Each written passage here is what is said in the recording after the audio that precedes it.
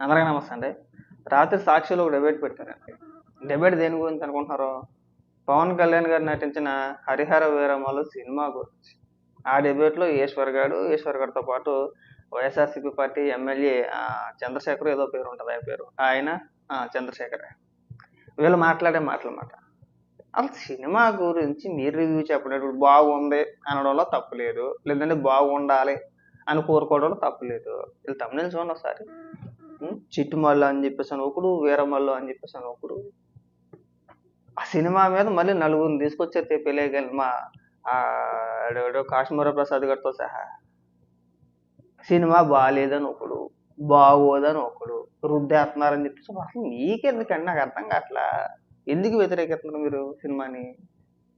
హరిహర వీరమల్లు సినిమాని వైఎస్ఆర్సీపీ పార్టీ వ్యతిరేకించడానికి గల కారణం ఏంటంటే, ఈ సినిమా పూర్తిగా హిందుత్వానికి సంబంధించి. మేబీ ఆ రీజనే అనుకుంటున్నాను. ఎందుకంటే నిన్నంతా వైఎస్ఆర్సీపీ పార్టీ సోషల్ మీడియా మొత్తం బాయ్కాట్ హరిహర వీరమల్లు అని చెప్పేసి హ్యాష్ ట్యాగ్తో ట్రోల్ చేశారు. చాలా గొప్పగా ట్రోల్ చేశారు. సినిమా అలా ఉండబోతుంది, ఇలా ఉండబోతుందా, మేము చూడడం, 10 మందికి మేము చూడొద్దని చెబుతాం. ఎందుకు? సనాతన ధర్మం గురించి అని చెప్పేసానా? అంతేనా? మీ పార్టీ హిందూ వ్యతిరేకత పార్టీ. ఇలా అనకూడదేమో కానీ నాకు కొన్ని సందర్భాల్లో వీళ్ళు చేసే ట్రోల్స్ చూస్తుంటే నాకు అలాగే అర్థమవుతూ ఉంటుంది, అనిపిస్తూ ఉంటుంది, నాకు అనిపిస్తూ ఉంటుంది. నేనేం చెప్పట్లే, అలాగని చెప్పేసి నాకు అలాగే అనిపించింది. నన్నైతే కనుక ఆ ట్రోలింగ్ చూసినా, ఆ బాయ్కాట్ అని చెప్పేసి హ్యాష్ ట్యాగ్లు చూసినా, వీళ్ళు ఇది కదా, వీళ్ళకి నచ్చవులే. జనరల్గా హిందువులు అంటేనే వైఎస్ఆర్సీపీ పార్టీ వ్యక్తులకు నచ్చదు, ఇలా ట్రోల్ చేస్తున్నారని చెప్పేసి అని ఫీలింగ్ కలుగుతుంది కదా. కాస్త సిగ్గు ఉండాలండి. మీరు ట్రోల్ చేసినంత మాత్రం అయిపోద్దా? మీరు బాయ్కాట్ చేసినంత మాత్రం అయిపోద్దా?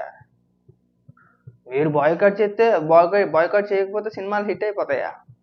మరి అలాంటి యాత్ర 2 అటర్లో ఎందుకైంది?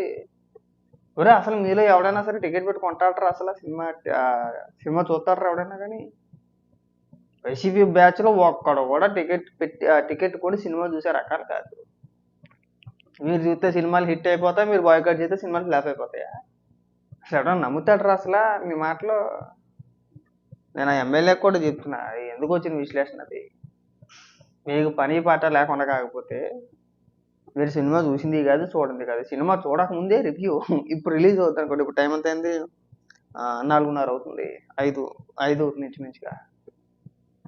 ఏదైనా బెనిఫిట్ షోలు అయినా పడితే ఈ సమయంలో పడితే కదా.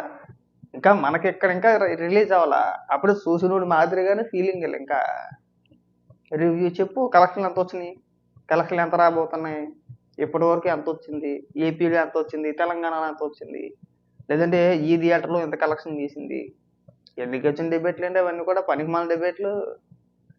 కాస్త ఇంగిత జ్ఞానం ఉండొద్దు. మనం డిబేట్ చేస్తున్నామంటే ఎందుకు చేస్తున్నాం అనేది కాస్త వివరణ ఉండాలిగా, మనకన్నా తెలిసి ఉండాలిగా. అదేమీ లేదు, మనకేం అవసరం లేదు. ఏది ట్రెండింగ్ టాపిక్ అయితే దాని మీద చేయడమే. 2 ముక్కల సినిమా గురించో 3 ముక్కల సినిమా గురించో మాట్లాడతారు బాగా స్టార్టింగ్లో, ఇలా ఉంది అలా ఉంది, అబ్బాయి అది అసలు సినిమానే కాదని చెప్పేసి అని.